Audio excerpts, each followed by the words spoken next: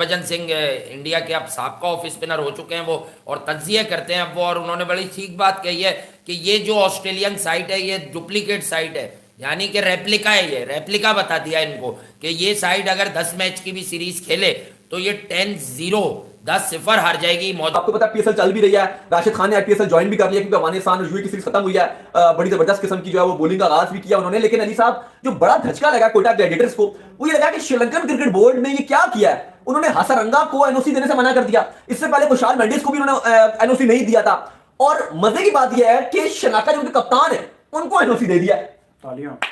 तो आधों को उन्होंने एनओसी दे दिया है और आधों को उन्होंने एनओसी नहीं दे रहे। लाइक हसरंगा उनका मेन खिलाड़ी है, उनका मानना ये कि अगर वो लीग खेलेंगे तो वो खराब हो जाएंगे, उनको आराम करवाना चाहते हैं, मेन उनका प्लेयर है। और बाकी लीग्स के लिए भी बड़ा वो आपको पता चलता रहता है, बाकी लीगों में उसकी डिमांड है। हसरंगा की one of the best T20 player है, हसरंगा हो गया, राशिद खान हो गया, ऑलराउंडर्स भी हैं, तो इनकी बड़ा नाम रहता है, लीग्स खेलते रहते हैं, डिफरेंट लीग्स में होते हैं। तो बहरहाल उनको इजाजत नहीं दी श्रीलंकन श्रीलंकन क्रिकेट बोर्ड ने हसरंगा को एनओसी जारी नहीं किया पीएसएल खेलने का। इसी के साथ साथ कुछ प्लेयर ऐसे भी है जो कि इंजरी की वजह से पीएसएल से बाहर हो गए, इससे भी बात करेंगे। दूसरी तरफ इंडिया वर्सेस ऑस्ट्रेलिया की टेस्ट सीरीज चल रही है, इंडिया 2-0 से लीड कर रहा है। इस सीरीज के अंदर डेविड वार्नर जिसको कहते हैं बाहर हो चुके हुए टेस्ट सीरीज से, क्योंकि उनका एल्बो पे लगी थी बॉल, हेयरलाइन इंजरी उनको हुआ था, तो इस वजह से कहते हैं उनको रिकवर नहीं कर पा रहे, तो ऑस्ट्रेलिया वापस जा रहे हैं।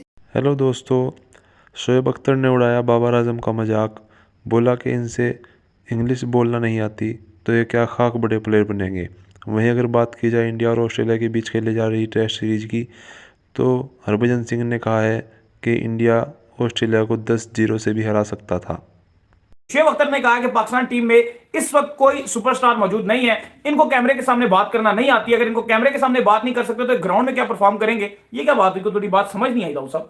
देखिए शोएब का बयान आया और उन्होंने काफी आड़े हाथे लिया और उन्होंने बोला कि पाकिस्तान में कोई स्टार नजर नहीं आता। आप अगर पूरी पाकिस्तान टीम में देखें, क्योंकि ये सही तरह बोल नहीं पाते, उन्होंने इसके अलावा बॉलर्स के ऊपर बड़ा आड़े हाथ लिया। उन्होंने कहा जी कि आपके पास 140 वाले बॉलर हैं और 2 ओवर करा के वो थक जाते हैं। कहते हैं जी कि 4 ओवर में फारिग हो जाते हैं। कहते हैं जी 140 की स्पीड तो मैं अभी भी कर सकता हूं।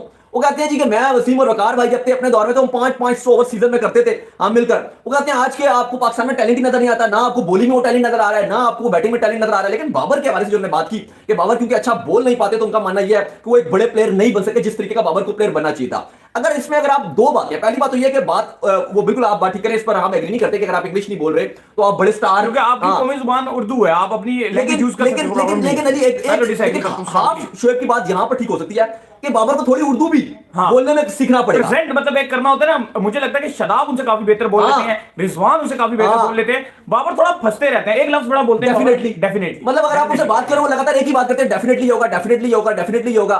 टोटल उनकी इस तरह की कहानी रहती है। लेकिन क्रिकेट बोर्ड ने और ये पीएसएल को बड़ा झटका लगा है मौजूदा भारतीय टीम से, तो ऐसा कहना है हरभजन सिंह का। और हम लोग क्या कहते हैं, कल से केएल राहुल को लेकर भी मार्केट बड़ी गर्म हो गई है, जब से आकाश चोपड़ा साहब जो है मार्केट में उतरे और उन्होंने ओवरसीज इंडियन बैट्समैन के स्टैट शेयर किए। देखें, अगर कोई बात वैलिड है तो उस पर डिबेट होती है कि भाई ओवरसीज वाशिंगटन सुंदर और एक आधा बल्लेबाज के बाद केएल राहुल की 2 सेंचुरियां, अक्सर मैं भी बैठकर यहाँ हम लोग दोनों याद दिलाते हैं कि इंग्लैंड में 100, जब रोहित शर्मा के साथ ओपनिंग कर रहे थे, विराट कोहली कप्तान थे, साउथ अफ्रीका में जो टेस्ट जीते उसमें 100। तो कहने की बात है कि ओवरसीज तो कारकर्दगी अच्छी थी, बट ये जो राहुल का एक in general overall bat patch आया, चाहे T20 फॉर्मेट हो, जब से वो इंजरी से वापस आए या जब से उनकी शादी की तारीख तय हुई, तो भाई प्रॉब्लम हमारे नजदीक अब भी ये नहीं है। पता है मसला क्या होता है? आज मैं आपको नई लाइन देता हूं। मसला ये होता है भारत में, अगर कोई बड़ा केपेबल प्लेयर ड्रॉप हो रहा हो, बहुत देर के बाद ड्रॉप करते हैं, जैसे अब अगर केएल राहुल इस सिचुएशन से नाइब कप्तानी खो बैठे हैं, अगर वो ड्रॉप हो गए तो क्या मालूम आने वाला उनको फिर दोबारा वापसी करने का मौका ना दे, क्योंकि आने वाला एक नाम सबको मालूम है कि वो कितना केपेबल, कितना एबल बल्लेबाज है, शुभमन गिल। शुभमन गिल अगर उनकी जगह खेल गए टेस्ट और वो कोई बड़ी सेंचुरी कर गए, जिसकी पूरी एबिलिटी उनमें मौजूद है, तो शायद केएल राहुल के लिए वापसी का दरवाजा तकरीबन कुछ सालों तक भी बंद हो सकता है और शायद उनके करियर पर भी क्वेश्चन मार्क लग सकता है। Particular edition of Pakistan super league बता रहे इमाद के इस वक्त मैं नवाज से बेहतर हूं।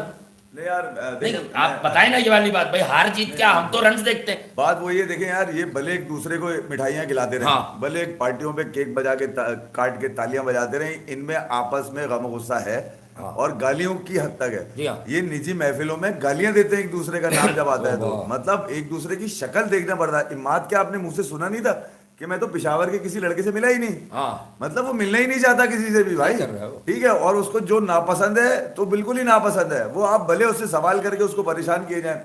यही मैं आमिर का कहता हूँ, देखिए यार आमिर जो कर रहा है वो जाने, उसके अमाल जाने, वो खुद जी रहा है अपनी जिंदगी, ठीक है।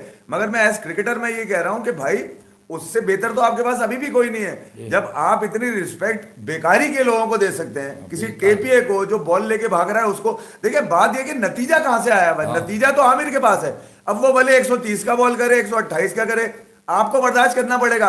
अगर आप नहीं करेंगे तो ये शोएब अख्तर वाली जो अपने स्टोरी करी है वो क्या कह रहे हैं, स्टार ही नहीं है यार, उन्हें रगड़ ले लोग, ऐसे ऐसे कह रहे हैं शोएब। होगा इंडिया का जिसको कहते हैं वाइस कैप्टन टेस्ट मैचेस का, इस सिंधु हजारंगा नंबर 1 इस वक्त मैं समझता हूँ कि बॉलर है, ऑलराउंडर है, जबरदस्त किस्म के श्रीलंका के अच्छे जिसे कहते हैं ना वर्ल्ड में इस वक्त उनका नाम है काफी। उनको एनओसी ने जारी किया श्रीलंकन क्रिकेट बोर्ड ने, आज उन्होंने अपनी टीम को ज्वाइन करना था जो कि वो नहीं आ पाए। क्यों नहीं आ पाए, हालांकि देखा जाए तो दूसरी तरफ कुशल मेंडिस भी श्रीलंका का प्लेयर है, उसको भी नहीं लाहौर कलंदर का उन्होंने खेलना था, लाहौर कलंदर की तरफ से उनको भी एनओसी जारी नहीं किया श्रीलंकन क्रिकेट बोर्ड ने। अगर नहीं करना तो साफ सी बात ना करो, लेकिन आपने अपने वाइट बॉल के कैप्टन दासुन शनाका को एनओसी जारी कर दिया, वो पेशावर ज़ल्मी की तरफ से ऑलरेडी खेल रहा है। जब आप इसको जारी कर सकते हो तो फिर हसारंगा और कुशल मेंडिस को क्यों नहीं किया, ये समझ से बाहर है श्रीलंकन क्रिकेट बोर्ड क्या चाहता है। इसी के साथ साथ दूसरी तरफ जिसे कहते हैं बात करें इंडिया वर्सेस ऑस्ट्रेलिया की सीरीज की, तो इंडिया वर्सेस ऑस्ट्रेलिया की सीरीज के अंदर डेविड वार्नर जिसको पहले सिराज का बॉल लगा था, इधर हाथ के ऊपर बॉल लगा था उनको, तो हेडलाइन उनका फ्रैक्चर हो गया था। तो उसके बाद से कहते हैं वो टेस्ट मैच से भी बाहर हो गए थे, सोचा था कि रिकवर कर जाएंगे तीसरे टेस्ट मैच तक, लेकिन वो नहीं रिकवर कर पा रहे, उनको वापस भेज दिया गया। और ये भी कहा जा रहा है कि ओडीआई सीरीज जो होगी उसके अंदर वो वापस सिलेक्ट हो सकते हैं, खेलेंगे भी। किसी के साथ साथ ग्लेन मैक्सवेल ओडीआई सीरीज में वापस आने वाले हैं। और इसी के साथ अगर टेस्ट मैच की बात करें जो इंदौर में टेस्ट मैच होने जा रहा है, तीसरा टेस्ट मैच, इसके अंदर कैमरून ग्रीन की वापसी होगी क्योंकि उन्होंने प्रैक्टिस की थी सेकंड टेस्ट के दौरान। वो